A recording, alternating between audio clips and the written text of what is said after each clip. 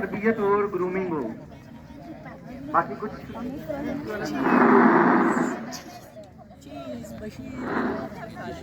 बहुत सारे लोगों के दिन में ये ख्याल होता है कि शायद खेल जो है ये वक्त ज़ाया करता है।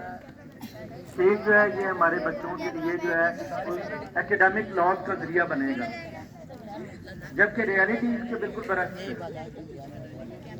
स्पोर्ट्स आपके अंदर डिसिप्लिन पैदा करते हैं। असल वेस्टिंग वो है जो आप मोबाइल फोन पे बेतहाशा अपना ज़ाया करते हैं, स्क्रीन के साथ हैं।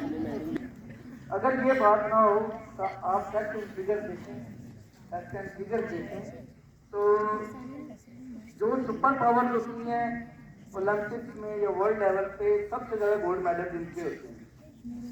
अगर आप मुझे इस बात पे भी देखना चाहें, रिसर्च करना चाहें, जो nation as a nation ruling nation बनती है